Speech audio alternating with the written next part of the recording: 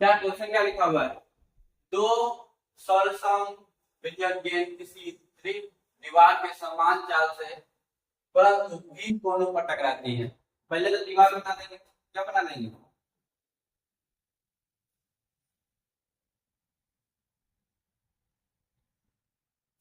और क्या हो गेंद है? दो गो गेंद है। क्या हो गेंद है? दो गो गेंद है। एक गो गेंद जो है दीवार से कैसे टकराता है? तो नीचे दिए गए चित्र की भांति चाल में बिना क्षय हुए परिवर्तन हो जाता है। तो प्रत्येक गेंद के कारण दीवार पर बल का दिशा क्या तथा दीवार पर कितना बल लगेगा ये सब क्या करना है? निकालना है। तो कह रहा है ये जो गेंद है इससे टकराया है तो इसका एनर्जी लॉस नहीं हुआ, इसका एनर्जी लॉस नहीं हुआ। समझ में आ रहा है? क्या बोल रहा है? जब इससे टकराया है तो इसका एनर्जी लॉस नहीं हुआ है। अगर एनर्जी लॉस होगा तो सेम हो जाएगा कि नहीं? ऐसा ना चेष्टा हो जाएगा। तो इसका चित्र दिया हुआ है कैसे कैसे क्या क्या हुआ है याद है?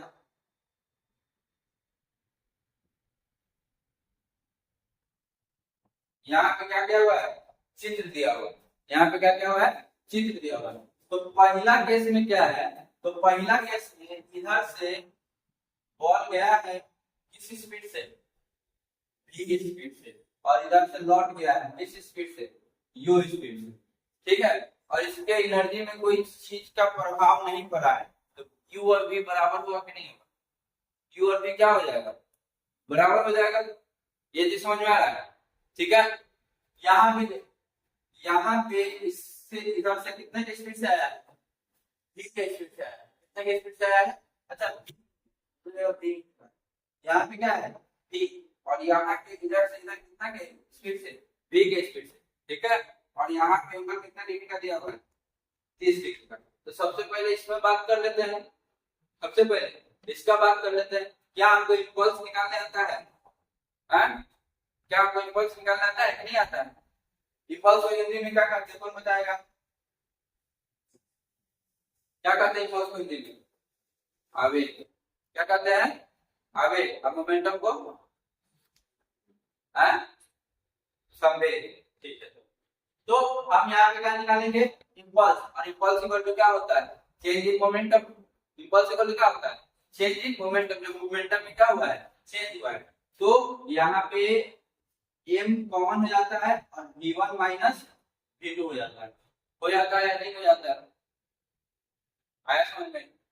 तो मास तो बॉल का जो मास होगा वो मास होगा, बॉल का जो मास होगा सो होगा। आगे क्या है? पहला हमारे पास वेलोसिटी क्या है? तो v1। पहला वेलोसिटी क्या है? v1, तो v है। ठीक है, और दूसरा क्या है? दूसरा भी v है, लेकिन अपोजिट डायरेक्शन में है तो ये माइनस माइनस क्या हो जाएगा? प्लस। तो यहाँ से 2mv। क्या ऐसा क्वेश्चन इससे पहले क्रिकेट वाला क्वेश्चन, बॉल वाला क्वेश्चन, ये सब क्वेश्चन नहीं बनाया होगा तुम लोग? क्रिकेट बॉल वाला question same to same question था कि नहीं था? था ना? सेम ही क्वेश्चन है, कोई इसमें चेंज है? इतना भी किसी को करना नहीं है। बोलो, ये इम्पल्स हो गया। ये क्या हो गया? इम्पल्स हो गया। ठीक है, किसके कारण से? सीधा टकराया है उस समय। यहाँ पे क्या कर रहा है? यहाँ पे क्या कर रहा है? एंगल पे टकराया है। क्या किया है?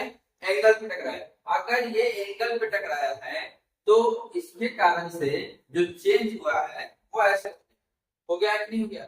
इसके कारण से चेंज कैसे हो गया? ऐसे। तो इस पे डिपेंड किस पे करेगा बताओ? जो सामने वाला फोर्स होगा उसी पे डिपेंड करेगा। किस फोर्स पे डिपेंड करेगा? जो सामने वाला फोर्स होगा उस फोर्स पे क्या करेगा? डिपेंड करेगा। ठीक है, तो यहाँ पे इम्पल्स हम निकाल दिए। क्या निकाल लिए? इम्पल्स। फोर्स भी निकाल सकते हैं क्या? क्या फोर्स निकाल सकते हैं आप? टाइम दिया हुआ है? टाइम नहीं दिया हुआ है।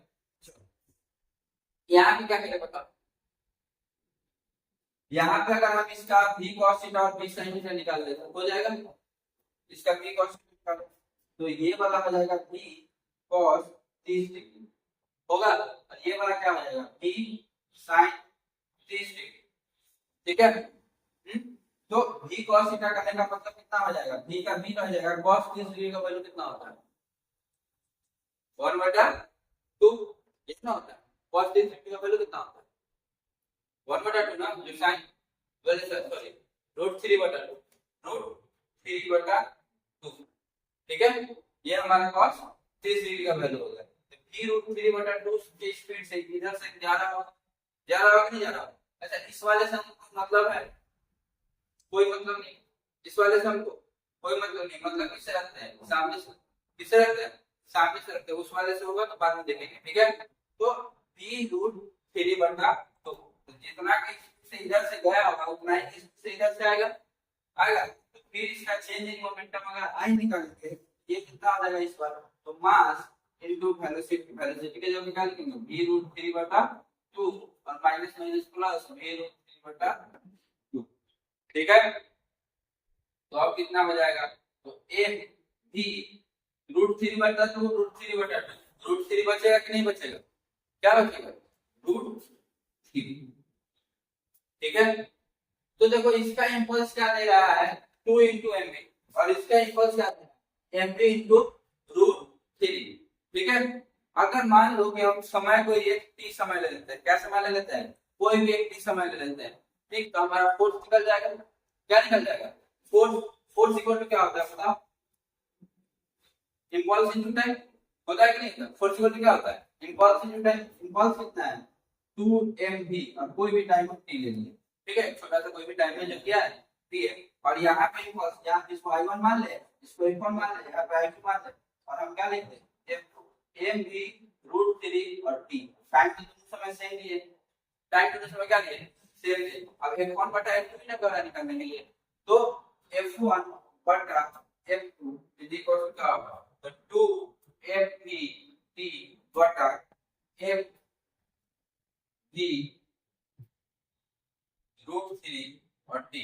तो mv t कट जाएगा, 2 बटा क्या आ जाएगा?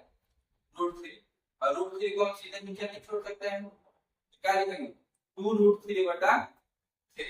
क्या आंसर? दूसरा का आंसर है 2/√3 है। ये चीज समझ में आया? ये चीज हमको निकालना था। क्या निकालना था? कितना उसका रेशियो होगा, कितना उसका रेशियो होगा। हम लोग रेशियो निकाल लिए, और कुछ था?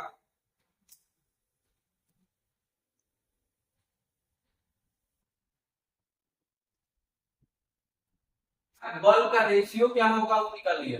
प्रश्न है कि दीवार द्वारा दोनों केंद्रों पर लगने वाले आवेग का अनुपात, आवेग का अनुपात में हम क्या कर लिए? निकाल लिए। अच्छा, हम फोर्स में करके निकाले हैं, ठीक है। वहां पे आवेग नहीं है, तो आवेग है तो सीधे यहाँ भी कर देंगे तो कोई दिक्कत नहीं होगा। सीधे एक पल्स का क्या कर देंगे? i1 बटा i1 बटा i, तभी सेम आंसर आने वाला है 2 mv बटा 3 mv। यही है ना? mv से mv क्या हो जाएगा? कट जाएगा। अभी भी 2/3 ही आंसर आने वाला है, तो उसके लिए टेंशन नहीं लेना, ठीक है। हमको लगा था बॉल के लिए निकालना है, बॉल के लिए नहीं निकालना, बॉल का दिशा निकालना है। बॉल का क्या निकालना है? दिशा। अगर बॉल का दिशा चाहिए तो फर्स्ट केस में बॉल का दिशा कैसा होगा बताओ? सीधा सीधा है, क्या है? सीधा सीधा है। सीधा सीधा है तो बॉल को सीधा सीधा लगे। बॉल को कैसे लगे? सीधा सीधा। इस केस में बॉल कैसे लगे? अच्छा है, तो बॉल कैसे लगे? देखिए हम कितने डिग्री एंगल पर लगे, 30 डिग्री एंगल पर लगे। इसी कारण से कैसे हुआ है, इसमें कुछ करने का जरूर नहीं, ठीक है। अगर ज्यादा मन होगा तो देखो हम यहाँ फोर्स निकाल दिए ना। क्या निकाल दिए? फोर्स। F2 क्या बता रहा है? mv√3t बता रहा है कि नहीं बता रहा है? F2 कितना से लगा है? mv√3t है, जो कि फोर्स है, जो कि क्या है? फोर्स है। और ये फोर्स कौन सा है? सामने वाला फोर्स। ये कौन सा फोर्स है? सामने वाला। और इधर वाला फोर्स, इधर वाले फोर्स में जो चेंज इन मोमेंटम होगा वो, ठीक। तो ध्यान दो, पहले जो वस्तु था ये किससे चल रहा था? v sin तो इस डिग्री से चल रहा था, और अभी भी जो वस्तु है यहाँ पे है, ये cos थीटा, ये इसका sin थीटा, तो v sin 30 डिग्री, और अभी भी वस्तु v sin 30 डिग्री से चल रहा है। और यहाँ पे डायरेक्शन इसका किधर था? इधर से। और यहाँ पे डायरेक्शन इसका किधर है? इधर से, ठीक है। तो क्या इस वाले डायरेक्शन में कोई चेंज हुआ है? इस वाले मोमेंटम में कोई चेंज हुआ है?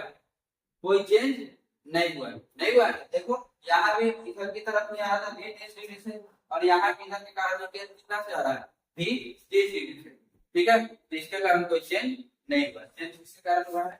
तो इस वाले में हुआ है। यानी कि कॉस के कारण हुआ, साइन के कारण कोई चेंज नहीं हुआ, ठीक है। जीरो रह जाएगा कि नहीं रह जाएगा, इसमें चेंज इन मोमेंटम क्या रह जाएगा, जीरो, और जो भी चेंज हुआ है उसका √3/2 यानी cos थीटा, यानी cos वाले कंपोनेंट का जो भी एंगल चेंज हुआ है, ठीक है। कोई दिक्कत, जो भी फोर्स लगा है इसके कारण लगा है, इसके कारण फोर्स नहीं लगा, ठीक है।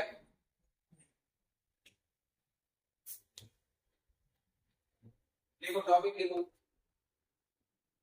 Law of conservation of momentum.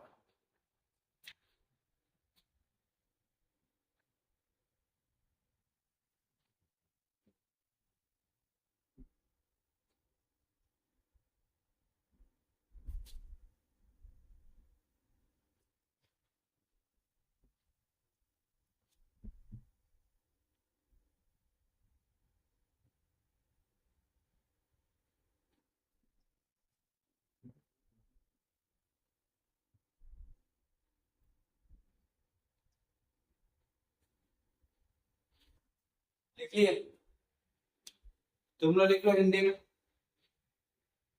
संवेग संरक्षण नियम एवं इसके अनुप्रयोग। देखो किताब में क्या लिखा हुआ है नहीं लिखा हुआ है, अगर वही तुमको पढ़ाना होता तो तुमको मास्टर का जरूरत होता, नहीं होता ना।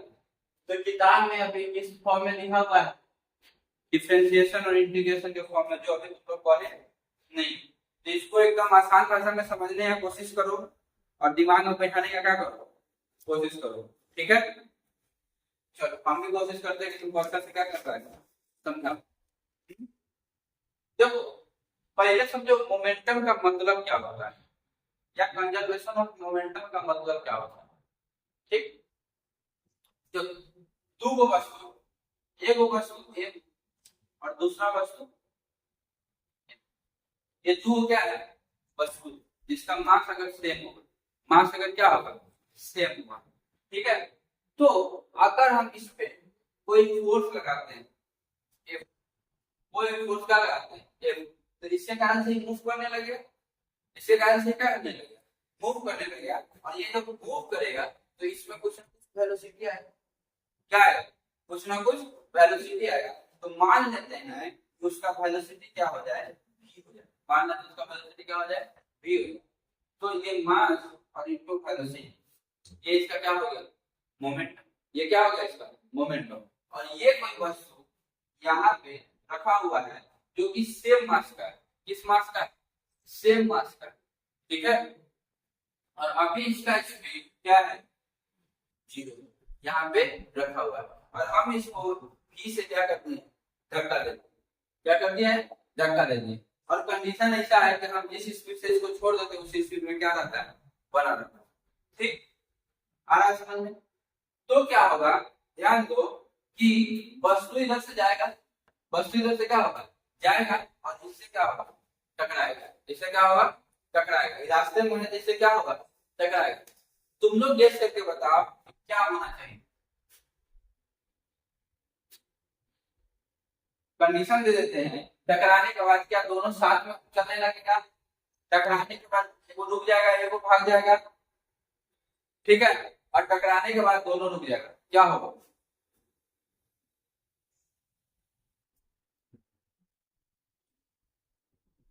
बोलो कुछ बोलो, क्या होगा बोलो।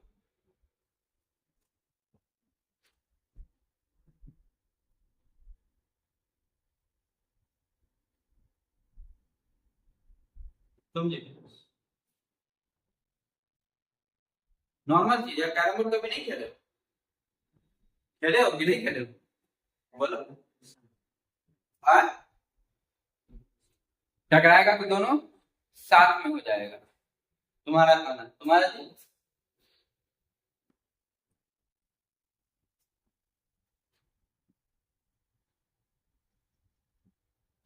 चलो इसी बात पे तुम लोगों को वीडियो दिखाते हैं, क्या दिखाते हैं, वीडियो दिख रहा है, ये वाला जो फोटो है इसमें ध्यान दो तो, एक बॉल टकराएगा, क्या को बॉल टकराएगा, एक बॉल टकराएगा तो उधर से क्या को बॉल निकलेगा, हाँ एक, चलो इसमें तो तुमको समझ में नहीं आएगा। ये वाला फोटो देखते हैं, यहाँ पे बॉल टांगा हुआ है,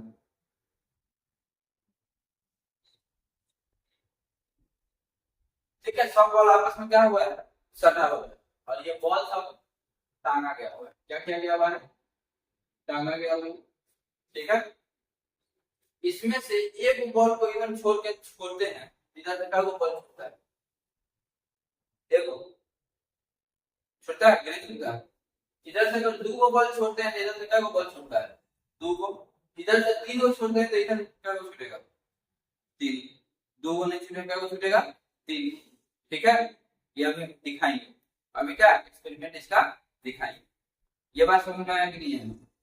एक को छोड़ा तो एक, 2 को छोड़ा तो 2, और 4 को छोड़ा तो 4, दिख रहा है।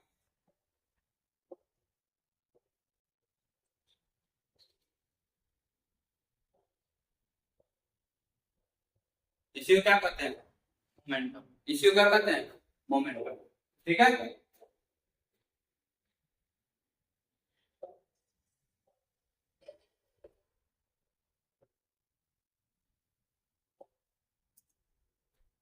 देखो यहाँ पे इधर से एक बॉल छोड़ा है तो उधर से क्या को बॉल निकला है, एक वाली बॉल निकला है। क्या को बॉल निकला है, एक बॉल निकला है। यही चीज हम समझा रहे थे, यही चीज क्या कर रहे थे, समझा रहे थे। देख के समझने में ज्यादा समझ में आता है ना। देखो यहाँ पे क्या किया है, इस वाले बॉल को थोड़ा सा अलग हटा दिया है, यहाँ से क्या कर दिया है, साइड। क्या कर दिया है, साइड कर दिया। यहाँ से हटाने का मतलब है इसको क्या दे दिया, वेलोसिटी दे दिया। इसके पास कुछ मास था और इसमें कुछ क्या दे दिया, वेलोसिटी दे दिया। बाकी सबका स्पीड क्या था, जी, बाकी सबका स्पीड क्या था, जी, ठीक है। अब इसको जैसे यहाँ से छोड़ा था, इसको यहाँ से जैसे क्या है, छोड़ा, और बाकी सब आपस में टच हुआ है, क्या कनेक्टेड, एक बार टच किया हुआ है। और जैसे ही इसमें आके टकराए, इंपल्स देगा, क्या देगा, इंपल्स बोलो तो फोर्स बोलो तो चेंज मोमेंटम को ही क्या बोलते हैं, इंपल्स बोलते हैं ना जी। तो ये इसको इंपल्स देगा, और ये अपने बगल वाले को, ये अपने बगल वाले को, ठीक है।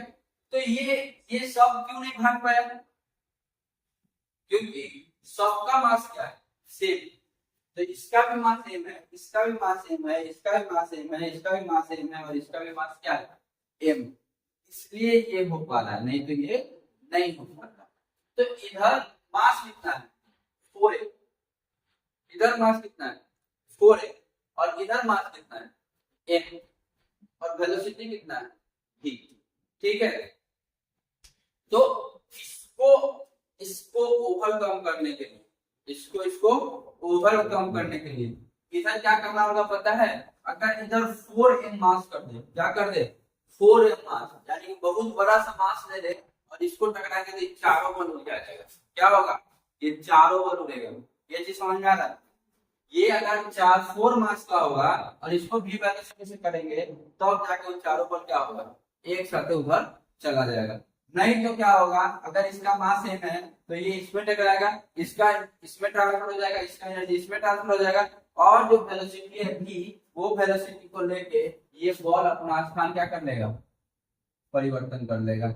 ये यहाँ से गायब हो जाएगा, यहाँ से क्या हो जाएगा, गायब हो जाएगा, और फिर इधर से इधर जाएगा, और फिर यहाँ से इसमें क्या होगा, टकराएगा, और फिर ये इधर जाएगा। और क्योंकि हम जानते हैं कि एयर फ्रिक्शन होता है, एनर्जी लॉस होता है, तो धीरे धीरे ये क्या हो जाएगा, रुक जाएगा, धीरे धीरे क्या हो जाएगा, ये रुक जाएगा। लेकिन अब एक बार का ही बात कर रहे हैं, हम कितने बार का बात कर रहे हैं, एक बार का। तो जब हम यहाँ से भी एनर्जी से छोड़े हैं तो ये थोड़ा भी से कम होगा, थोड़ा एनर्जी लॉस होगा, लेकिन मान लेते हैं कि एनर्जी लॉस ना हो रहा हो, तब क्या होगा, जब हम इसको टकराएंगे तो ये इधर से उतना ही स्पीड से क्या हो जाएगा, चला जाएगा। इसी को चेंज इन मोमेंटम कहते हैं, इसी को क्या कहते हैं, चेंज इन मोमेंटम। ये चीज समझ में आया। तो यहाँ से हमको क्या समझ में आया, अगर कोई वस्तु जिसका मास है m और इसका वेलोसिटी है m भी, ठीक वेलोसिटी है और इसका मास क्या है m, और ये अगर दूसरे वस्तु में टकराता है, ये अगर दूसरे वस्तु में टकराता है जिसका मास m2 मान लो, इसका m1 v1 मान लो, और उसका क्या मान लो, m2 v2 मान लो, क्या मान लो, m2 v2। तो अगर ये ये बराबर किसके होगा, m2 ये किसके बराबर होगा, m2 v2 के क्या होगा, बराबर होगा। ठीक है, m1 v1 किसके बराबर होगा, m2 v2। ठीक है, अगर ये सेम होता, अगर m1 v1 और ये m1 रहता तो m1 से m1 कट जाता, v1 इक्वल टू क्या हो जाता, v2 हो जाता। तो देखो यहाँ पे ये भी p है और ये भी d होगा, क्योंकि मास क्या हो गया, मास क्या हो गया, ये चीज समझ में आया, कोई दिक्कत नहीं। तो कंजर्वेशन ऑफ मोमेंटम का मतलब समझा कि जितने स्पीड से आ रहा होगा और ये अगर किसी चीज में टकराएगा तो सामने वाला वस्तु उतना ही स्पीड से क्या हो जाएगा, निकल जाएगा। किस केस में, अगर मास क्या होगा, सेम होगा, और ये वस्तु क्या करेगा, रुक जाएगा यहाँ पे, ये वस्तु क्या हो जाएगा, रुक जाएगा, और ये इस वेलोसिटी से चल रहा था, उस वेलोसिटी से दूसरा ऑब्जेक्ट क्या हो जाएगा, निकल जाएगा। कोई दिक्कत नहीं ना।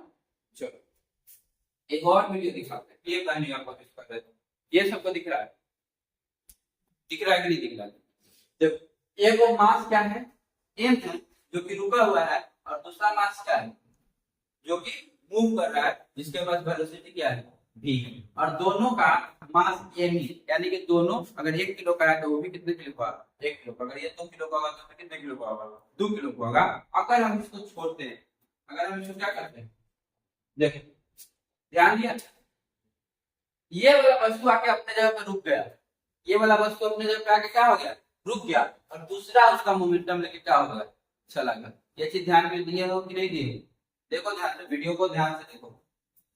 देखो ये सब एक्सपेरिमेंट अभी हम तुम्हारे सामने करके दिखाने के लिए सक्षम नहीं है ना, हाँ अभी उतना सक्षम नहीं, जिस दिन होंगे सारा तुम्हारे सामने करें। ठीक है, अभी वीडियो है, आसानी से मिल जा रहा है तो अर्न करो, नहीं तो पछताओगे। ठीक है, देखो दोनों मास अभी स्थिर है, तो क्या एक दूसरे के कारण इसमें कोई चेंज हो रहा है, नहीं हो रहा है। अगर इसी को कुछ लेके छोड़ा, मतलब एक जब तक वहां से गया तब तक एकदम स्थिर है, एकदम क्या है, स्थिर है कि नहीं, ठीक है, एकदम क्या हो गया, वहां पे स्थिर हो गया, और उसका पूरा वेलोसिटी जो था दूसरा लेके क्या हो गया, भाग गया, दूसरा लेके क्या हो गया, भाग गया। ठीक है, यही है तुम्हारा मोमेंटम, यही क्या है तुम्हारा change in momentum. Change in momentum का होता या मोमेंटम का ट्रांसफॉर्मेशन का होता, या क्या क्या टॉपिक क्या बोले थे तुमको, कंजर्वेशन ऑफ मोमेंटम बोलो तब। ठीक है, कंजर्वेशन का मतलब क्या होता है, कंजर्व कर लेना, अपने अंदर ले लेना। ठीक है, कंजर्व करना का मतलब होता है जो भी सामने वाला दिया उसको क्या कर लेना, ले लेना। ठीक है, इसी में कंसेप्ट आता है elastic collision, non elastic collision. ठीक है, ये सब आगे पढ़ेंगे। ठीक है, तो यहाँ पे क्या हो रहा है, जहां पे लॉस होता है, लॉस क्या है, जीरो, लॉस जीरो होने का क्या मतलब हो गया, इससे टकराएगा उधर चला जाएगा, तो ये इलास्टिक कोलिजन होता है। ठीक है, ये आगे पढ़ेंगे। तो देखो यहाँ पे दोनों आके टकराया। अच्छा, अगर क्या होता है कि दोनों को दो तरफ से छोड़ देते, ये भी हम दिखाएंगे। ठीक है, अभी क्या किया है, एक वैसे रखा हुआ है, अब इसके पास मास है, वेलोसिटी है, और सेम मास का वस्तु यहाँ रखा हुआ है जिसका वेलोसिटी क्या है, जीरो है, और इसका वेलोसिटी क्या है, v है, और इसको छोड़ा, इसमें टकराया, और इसका वेलोसिटी क्या हो गया, जीरो, और दूसरे वाला का वेलोसिटी क्या हो गया, v हो गया कि नहीं हो गया। यही जो चेंज हुआ इसी को क्या कहते हैं, कंजर्वेशन ऑफ मोमेंटम। यानी कि ये वस्तु था, इसका मोमेंटम कंजर्व कर लिया, अब इसके अंदर क्या आ गया, मोमेंटम आ गया, और इसका मोमेंटम अभी जीरो है, फिर इससे आगे टकराएगा तो ये यहाँ पे रुक जाएगा, और ये इधर से जाएगा, फिर इसका मोमेंटम कंजर्व करेगा, और हर बार कुछ ना कुछ क्या हो रहा है, लॉस हो रहा है, तो धीरे धीरे वस्तु आपस में टकरा के रुक जाएगा। क्या इस केस में क्या होगा तुम बताओ, दोनों के पास वेलोसिटी भी है, दोनों के पास क्या है, वेलोसिटी भी। मान लेते दोनों को ऐसे हटा दिया और छोड़ दो, तो आएगा, जोर से टकराएगा, आएगा, क्या करेगा, जोर से टकराएगा, इसका एनर्जी इसमें ट्रांसफर हो जाएगा, और इसका एनर्जी इसमें ट्रांसफर हो जाएगा, मतलब कि इसका वेलोसिटी इसके पास चला जाएगा, इसका वेलोसिटी इसके पास चला जाएगा। विश्वास नहीं है, देखो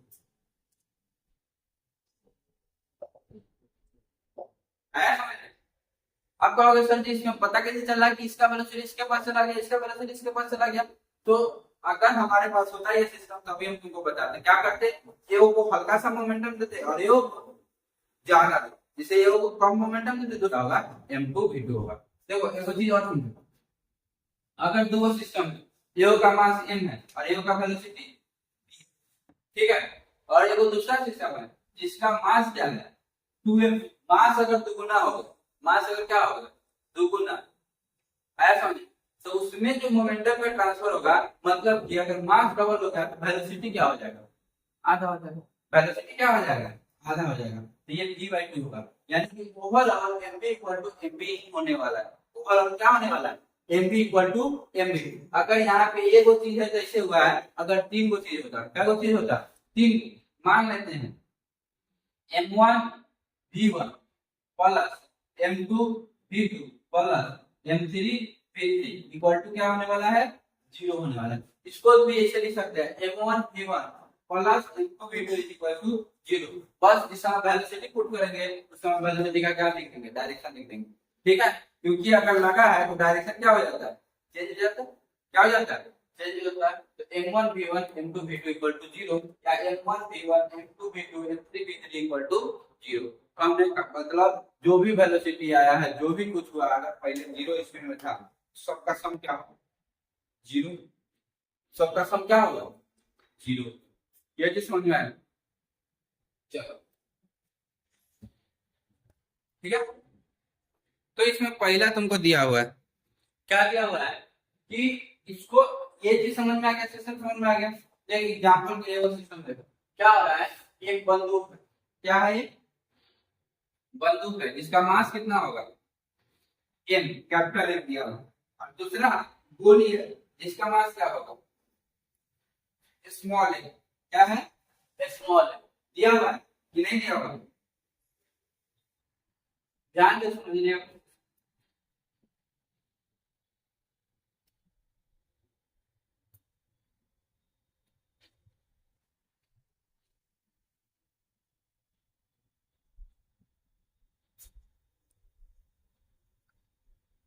क्या है कि बंदूक से दागी गई गोली, बंदूक से दागी गई गोली। तो मान लेते हैं हमारे पास एक बंदूक है, बंदूक बनेगा, बन जाना चाहिए।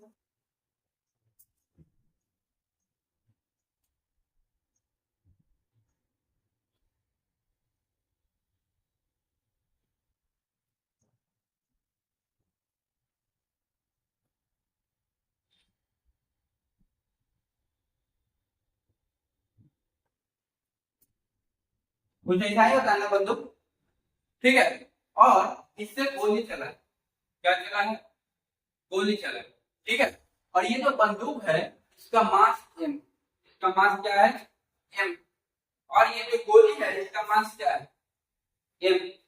तो देखो शुरू में क्या होता है, जब हम लोग बंदूक ऐसे पकड़ते हैं तो ये हाथ में आ गया, आ गया। उसके बाद हम ट्रिगर करते हैं, क्या करते हैं, उसको ट्रिगर करते हैं। ट्रिगर करने तो उसमें बारूद रहता है, क्या रहता है बारूद, उसमें आग लगाते हैं, क्या लगाते हैं आग लगाते हैं। और जैसे बारूद में आग लगा उसमें विस्फोट होता है, और वो जो विस्फोट है उसका जो एनर्जी होता है, वो एनर्जी किसको मिल जाता है, गोली को, क्योंकि गोली आगे रखा होता है, बाकी सब क्लोज पैक होता है। इसीलिए जो बंदूक का नली होता है वो मजबूत होता है, ताकि उस ब्लास्ट को क्या कर सके, बर्दाश्त कर सके, ठीक है। और वो जो विस्फोट हुआ है, जो उसमें एनर्जी निकला है, सारा एनर्जी किसको मिल जाता है, इस गोली को। और गोली वो एनर्जी लेके क्या हो जाता है, बाहर निकल जाता है।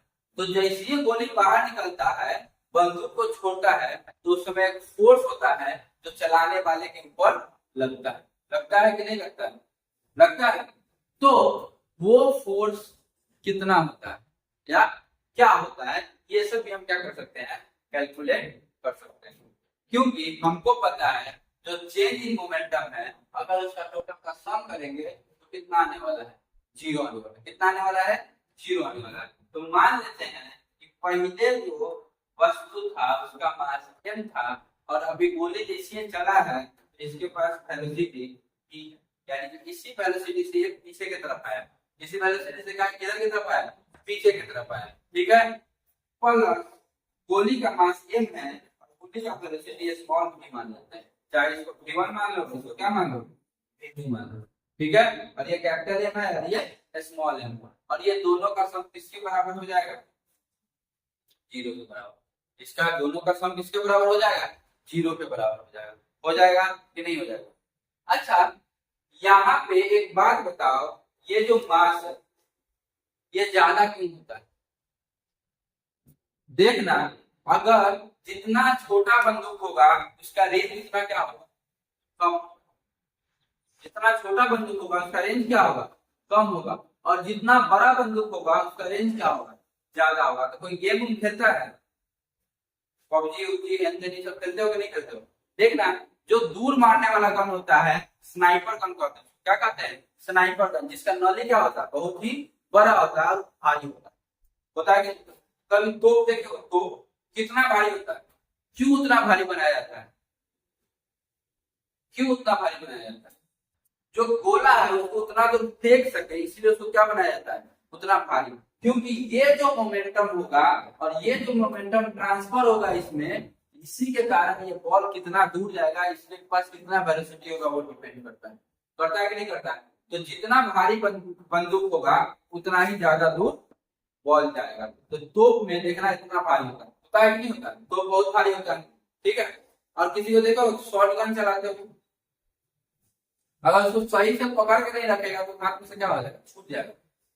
अगर बंदूक को कंधा पे सही से नहीं टिकाया, अगर अलग रखे तो कंधा क्या कर देगा, तोड़ देगा। तोड़ेगा कि नहीं तोड़ेगा, ठीक है। इसीलिए और जितना भी ज्यादा दूर फेंकने वाला होता है उसको जमीन पे बहुत जगह तो क्या किया जाता है, उसको पहले फिक्स कर दिया जाता है और उसको स्टैंड लगा के तब मारा जाता है। और जितना तुम्हारा जो गन होगा सबको देखना है स्टैंड पे आकर बैठा के तब मारता है। और पिस्टल उस हाथ में मारता है, तो रेंज क्या होता है, कम होता है, ज्यादा तो नहीं। ऐसा होता है कि नहीं होता है? कभी देखा है पिस्टल से किसी को 100 किलोमीटर मारा, ऐसे मारने नहीं ना, पिस्टल का लॉग में मारने के लिए होता है। कहाँ मारने के लिए होता है, लॉग में। और देखना एक चीज और, जितना भी मशीन गन होता है जैसे AK-47 चाहे M416 चाहे ये सब है, ठीक है, ये सब क्या है, शॉर्ट रेंज गन है, ज्यादा दूर मारने वाला गन नहीं, ठीक है। इसको हाथ में लेके देखना, अगर कोई आर्मी उर्मी वाला ऑफिसर होगा तो वो लॉग में जाके ही फायर करता है, ज्यादा दूर से फायर नहीं करता है। और ये सब गन क्लोज फाइटिंग रेंज के लिए होता है, और दूर फाइटिंग के लिए हम लोग स्नाइपर का इस्तेमाल करते हैं, जिसका वेट क्या होता है, ज्यादा होता है। स्टैंड पे लगा के निशाना लगा के आराम से उसको क्या करना होता है, मारना होता है। और उसको जो मारता है वो सुतल रहता है, क्या क्या रहता है, सुतल रहता है। फिल्म की तरह नहीं खड़े खड़े मारते नहीं, इसको प्रॉपर स्टैंड में लगा के तब बैठ के मारेगा, नहीं तो पूरा सो जाएगा। क्योंकि उसमें से जो एनर्जी निकलेगा, अगर आदमी सोया हुआ है तो उसका पूरा फोर्स उस पर आराम से क्या हो जाएगा, ठीक है। तो जितना ये मोमेंटम बनाएगा वही मोमेंटम इसमें क्या हो जाएगा, ट्रांसफर हो जाएगा। और दोनों का सम क्या होता है, दोनों का सम क्या होना चाहिए, 0 होना चाहिए, ठीक है।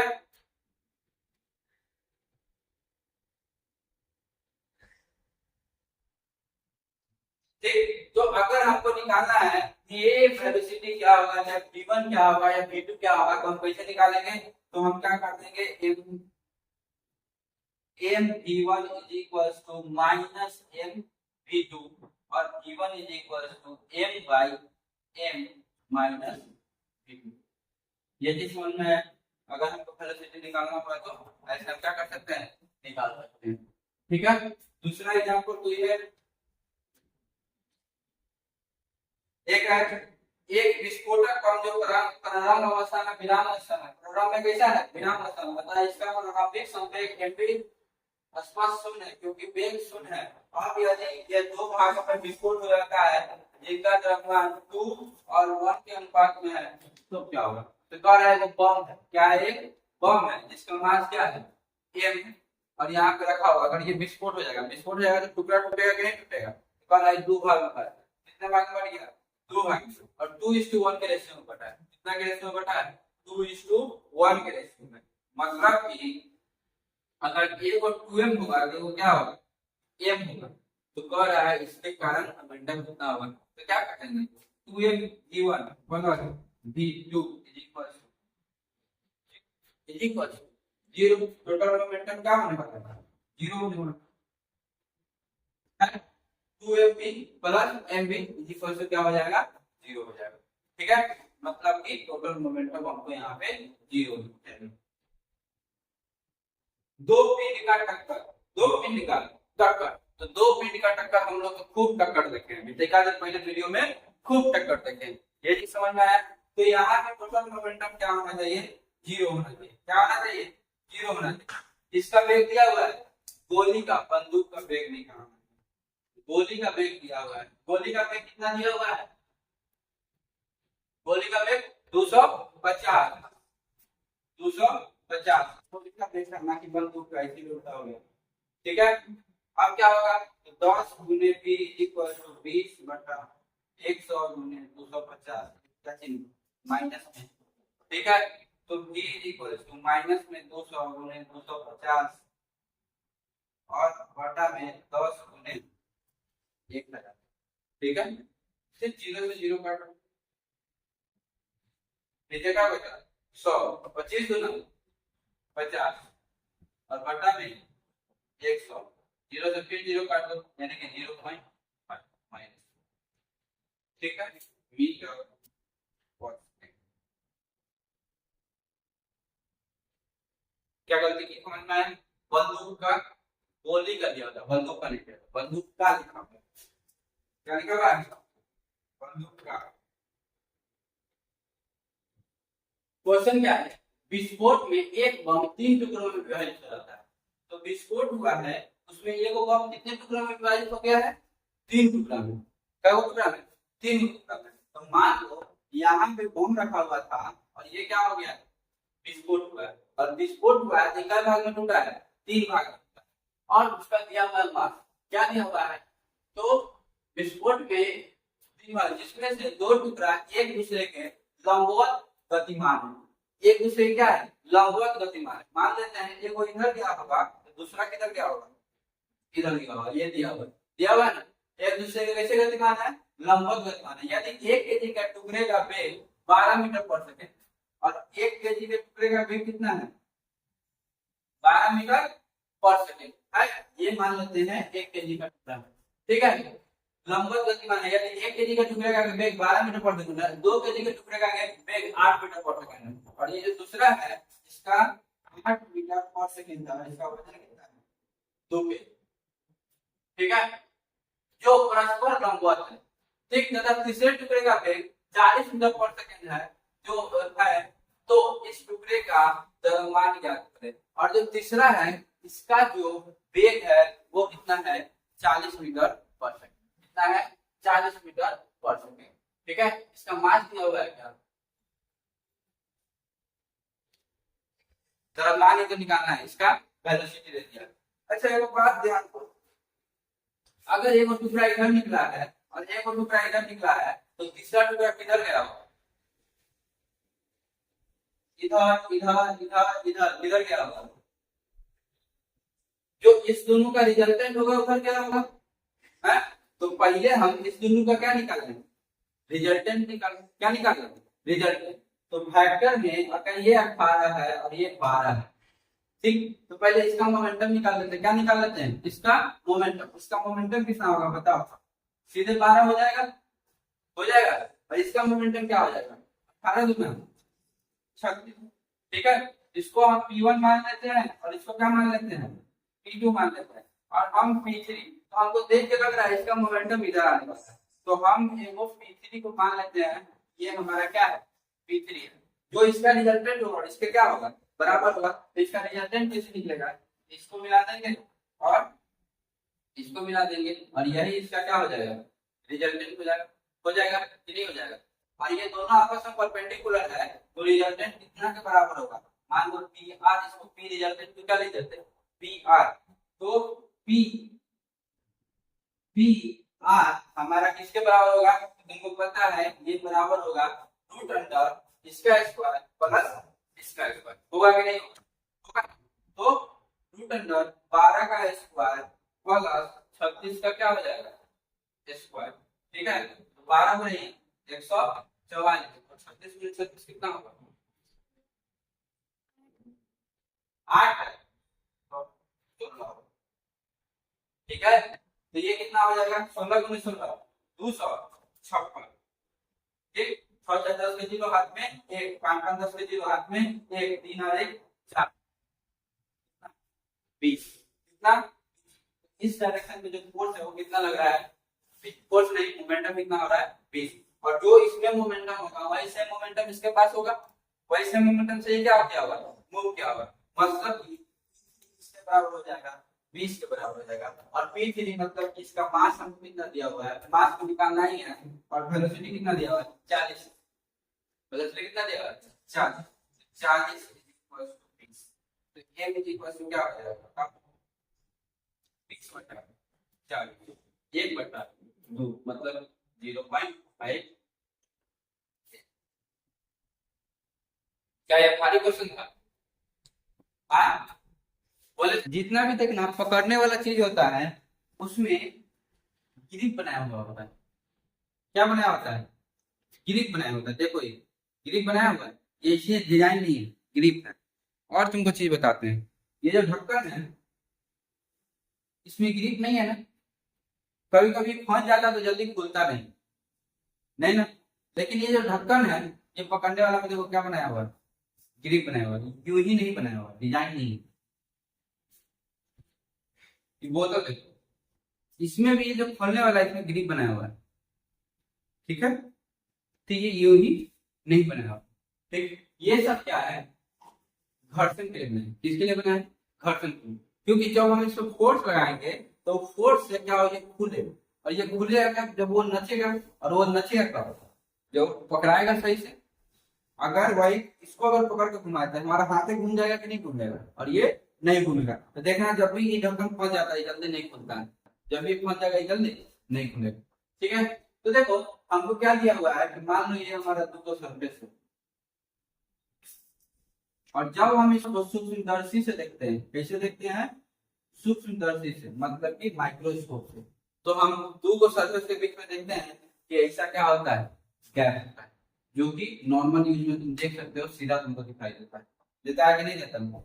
और जितना भी प्लेन से प्लेन सरफेस है उसके बीच में ऐसा क्या होता है, कर्व पाया जाता है। और यही जो है जो एक दूसरे पे इसको मूव करने से रोकता है, एक दूसरे पे क्या करने से रोकता है, मूव करने से रोकता है। और यही जो इसके कारण जो फोर्स आता है इसी को फ्रिक्शन कहते हैं। क्या कहते हैं? फ्रिक्शन कहते हैं, घर्षण बल। क्या कहते हैं? फ्रिक्शन या घर्षण बल कहते हैं, ठीक है। तो घर्षण बल क्या होता है, तो दो जो सरफेस है उसके बीच में जो ये माइक्रोस्कोपिक लेवल पर जो ये जो खंड खंड बना हुआ है या जो भी उतार चढ़ाव है, तो ये एक दूसरे पे स्लाइड करने नहीं देता। और ये स्लाइड करने के कारण जो बल होता है इसी को बल को क्या कहते हैं, घर्षण बल कहते हैं, ठीक है।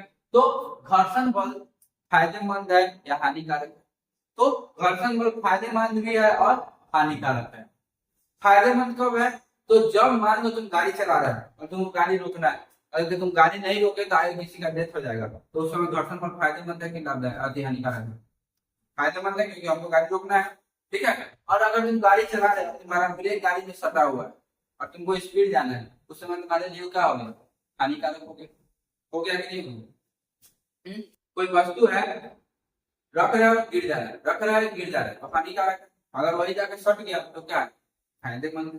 तो तुम्हारे हिसाब से फायदेमंद भी हो सकता है, हानिकारक भी हो सकता है, ठीक है। और फ्रिक्शन बल अब निकालते कैसे हैं? तो हम लोग फ्रिक्शन बल यहाँ क्या करना सीखेंगे, निकालना सीखेंगे। फ्रिक्शन क्या होता है, घर्षण क्या होता है, ये समझ में आया। अच्छा, जब भी घर्षण होता है देखना वहां से एनर्जी निकलता है। क्या निकलता है? एनर्जी, हीट के रूप में। किसके फॉर्म में निकलता है? हीट के फॉर्म में निकलता है, ठीक। तो इसको निकालते कैसे? तो निकालने का तरीका होता है, देखो जब ये फोर्स ये फोर्स ये वेट है ना, चाहे कहां से मान लो, क्या मानो, एम पर। अगर इसको किसी पे रखेंगे तो इसके कारण से इस पे नीचे की तरफ क्या लगेगा, mg लगेगा। नीचे की तरफ क्या लगेगा, mg लगेगा कि नहीं लगेगा, लगेगा, ठीक है। और तुमको पता है every force has equal, every action has equal and opposite reaction. मतलब कि इस पे एक नॉर्मल फोर्स लगेगा, कौन सा फोर्स लगेगा, नॉर्मल फोर्स लगेगा कि नहीं लगेगा, इस पे कौन सा फोर्स लगेगा, नॉर्मल, यानी कि ऊपर की तरफ एक फोर्स लगेगा। और इसी फोर्स में फ्रिक्शन, जो फ्रिक्शन कांस्टेंट होता है जिसको हम म्यू कहते हैं, क्या कहते हैं, म्यू, इसको गुना कर देते हैं तो हमको फोर्स निकल जाता है। क्या निकल जाता है? फोर्स निकल जाता है। और वो लगेगा कहाँ, तो बस को अगर इधर की तरफ मूव कर रहा है तो इधर की तरफ, ठीक है। मान लेते हैं एक हमारा ये पिंड है, इसका मास क्या है, m है, और ये किसी सरफेस पे है जो फ्रिक्शन है, जिसमें क्या है, फ्रिक्शन है। तो अगर हम इसको आगे F फोर्स से खींच रहे हैं, किससे खींच रहे हैं, F फोर्स से, तो इसमें जो फ्रिक्शन है इधर की तरफ लगेगा, कहाँ लगेगा, यहाँ क्योंकि सरफेस पे ना लगता है, और ये कितना लगेगा, ये लगेगा म्यू एम जी के बराबर, क्योंकि इस पर मास कितना है, एम है, तो नीचे की तरफ एम जी लगेगा, और ऊपर की तरफ इसका रिएक्शन फोर्स भी क्या होगा, एम जी होगा, वो आगे नहीं होगा।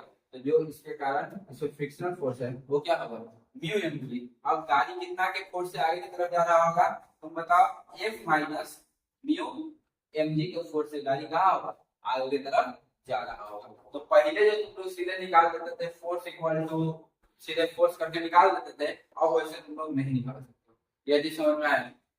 हाँ, तो ये जो फ्रिक्शन है उसमें से इतना फ्रिक्शन क्या हो जाएगा, हट जाएगा, फ्रिक्शन क्या हो जाएगा, हट जाएगा।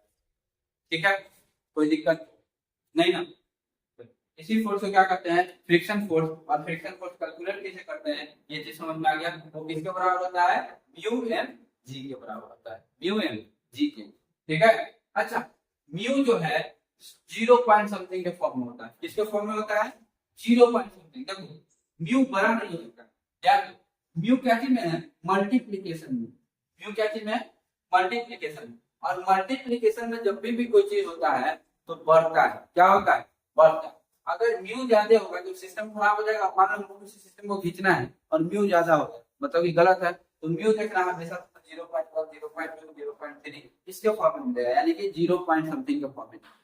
ठीक है, ये चीज समझ में आया, कोई दिक्कत,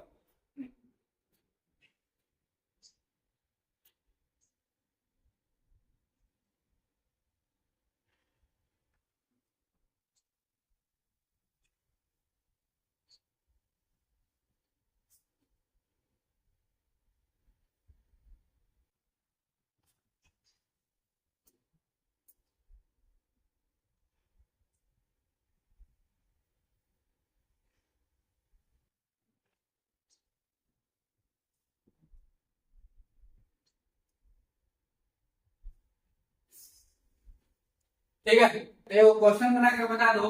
अच्छा, अभी हम इससे ज्यादा नहीं पढ़ा रहे हैं, क्या कि तुम लोग इससे पहले बिना फ्रिक्शन वाला क्वेश्चन भी सही से पूरा नहीं बनाए हुए, नहीं ना बनाए हुए हो। तो देखो अब हम लोग फ्रिक्शन तक आ गए हैं, तो इससे पहले का क्वेश्चन तुम लोग को बनाना होगा, और क्वेश्चन कहाँ से बनाओगे, कैसे बनाओगे, वो सब तुमको पता है, पता है कि नहीं पता। जो पीडीएफ सेंड किए हुए हैं उसमें बिना फ्रिक्शन वाला बहुत क्वेश्चन होगा, उसको क्या करना होगा, पहले सॉल्व करना होगा। ठीक, तो वो क्वेश्चन को हमको बना के बता दो। ये वो वस्तु है जिसका मास क्या है, m, और इसमें फ्रिक्शन फोर्स लग रहा है जो म्यू, क्या है, म्यू। ठीक, तो तुमको बताना है कि आगे की तरफ कितना फोर्स से खींचेंगे, आगे की तरफ कितना फोर्स से खींचेंगे कि वस्तु चलना शुरू हो जाए, वस्तु क्या करना शुरू हो जाए, चलना शुरू हो जाए। बताओ, आगे की तरफ हम एफ से क्या कर रहे हैं, खींच रहे हैं, तो कितना जोर से खींचेंगे कि एफ कितना के बराबर होगा, या कितना से बड़ा हो जाएगा कि वस्तु क्या होना चाहिए, मूव करना शुरू हो जाएगा। हुआ है सामने, तैयो नहीं हुई, क्या कहा जा रहा है, कितना जोर से फोर्स लगाएंगे चलना शुरू हो जाए, तो इसके पीछे की तरफ कितना फोर्स लग रहा है, म्यू इंटू एम जी के बराबर लग रहा है। यानी कि अगर म्यू एम जी से ज्यादा फोर्स लगेगा तो क्या हो जाएगा, चलना शुरू हो जाएगा। मतलब एक minus mu M G equal to 0, यानी कि F is equal to mu M G. अगर म्यू एम जी के बराबर फोर्स लगाएंगे तब तक वस्तु रुका रहेगा, अगर वस्तु म्यू एम जी से फोर्स ज्यादा लगा, म्यू एम जी से फोर्स क्या लगा, ज्यादा लगा, तो वस्तु क्या होना शुरू हो जाएगा, मूव होना शुरू हो जाएगा। क्या ये तुम लोग नहीं लिख सकते, काट करने क्या होगा दिमाग तुम लोग का।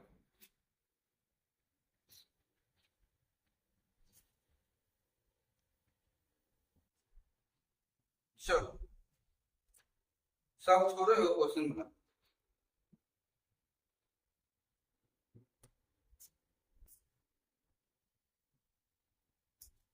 एक ये सरफेस है, ठीक है, कैसा सरफेस है, स्मूथ सरफेस है, और इसमें पुल्ली लगा हुआ है, क्या लगा हुआ है, पुल्ली लगा हुआ है, और यहाँ से ये ऐसे आया और ये दूसरे पुल्ली से कनेक्ट होके, और ये नीचे से ऐसे गया और ये एक मास से कनेक्ट हो गया। इसका मास क्या है, एम, चाहे इसको 1 के लिख दो, कितना लिख दो, 1 kg। ठीक है, और ये जो यहाँ से आया है कि दूसरे मास से कनेक्टेड है, जो भी है 1 kg, ये भी किसने कहा है, 1 kg का। ठीक है, तो तुमको बताना है कि स्प्रिंग में टेंशन कितना होगा।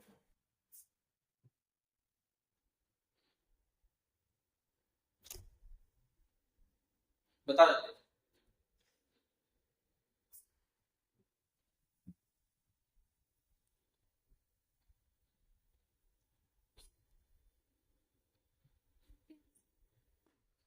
हाँ,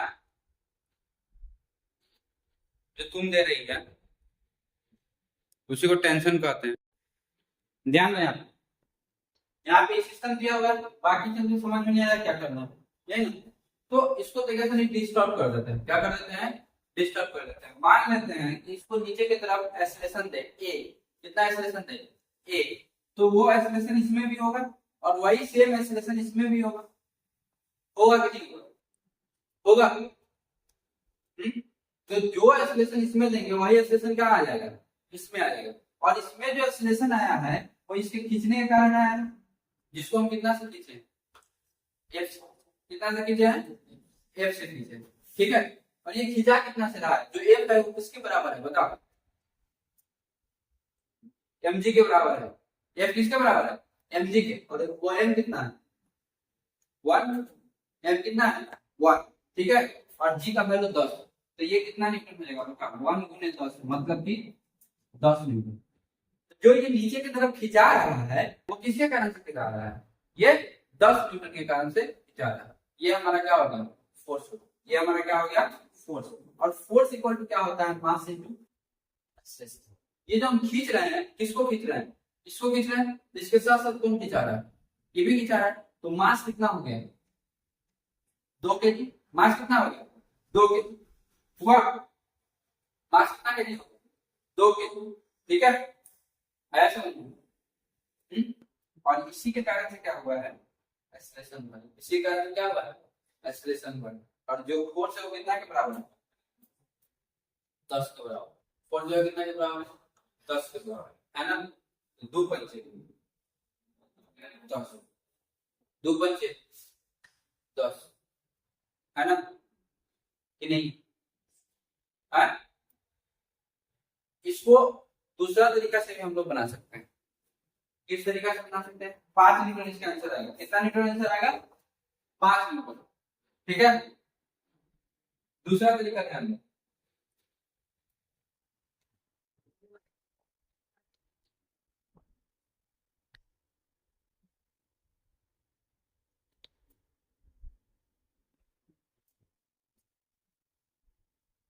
देखो इसका हम फ्री बॉडी डायग्राम बनाते हैं। क्या बनाते हैं? फ्री बॉडी डायग्राम बताते हैं। कोई भी क्वेश्चन बनाने से पहले हम लोग क्या बनाते हैं? इसका फ्री बॉडी डायग्राम। तो पहले इसका मास का ले लेते हैं। तो ये है जिसका मास कितना है? 1 kg। ये है इसका मास कितना है? 1 kg। ठीक है। तो इसको इसे ना बना के इसे भी बना सकते हैं। ठीक। और क्या इसमें फोर्स लग रहा है? एक नीचे की तरफ mg लगेगा और ऊपर की तरफ इसका रिएक्शन फोर्स लगेगा। लेकिन वो यहाँ पे बना के कोई फायदा है? कोई फायदा नहीं है, क्योंकि फोर्स इधर की तरफ लग रहा है। तो इधर की तरफ जो फोर्स लग रहा है वो किसके बराबर है? टेंशन के बराबर। ये जो रस्सी पे जो फोर्स लग रहा है वो किसके बराबर है? टेंशन के बराबर है। और इसमें कुछ ना कुछ क्या हुआ है? एक्सेलरेशन हुआ। क्या हुआ है? एक्सेलरेशन हुआ। तो एक्सेलरेशन कितना के बराबर होगा? तो मास इनटू ए के बराबर होगा। है? तो यहाँ से क्या आएगा? T equals to mass into acceleration. ये हमारा पहला क्वेश्चन आ गया। है? दूसरा, तो दूसरा इस पे, तो इसको भी बना ले। इसमें ऊपर की तरफ एक टेंशन लगा है। ऊपर की तरफ क्या लगा है? टेंशन। और नीचे की तरफ क्या लगा है? एम। क्या लगा है? mg। ये हमारा क्या है? दूसरा इक्वेशन। ये हमारा क्या है? दूसरा इक्वेशन। इस पे और कोई फोर्स लग रहा है? हाँ? इस पे और कोई फोर्स लग रहा है क्या? लग रहा है? नहीं लग रहा है। अच्छा इसमें एक्सेलरेशन नहीं होगा। हाँ? इसमें एक्सेलरेशन होगा कि नहीं होगा? इसमें भी तो एक्सेलरेशन होगा ना। हाँ? इसको हम कहाँ की तरफ खींचे? नीचे की तरफ खींचे। कहाँ की तरफ खींचे हैं? नीचे की तरफ खींचे। अगर हम इसको नीचे की तरफ खींचे हैं, कहाँ की तरफ? अगर हम इसको नीचे की तरफ खींचे हैं तो इसमें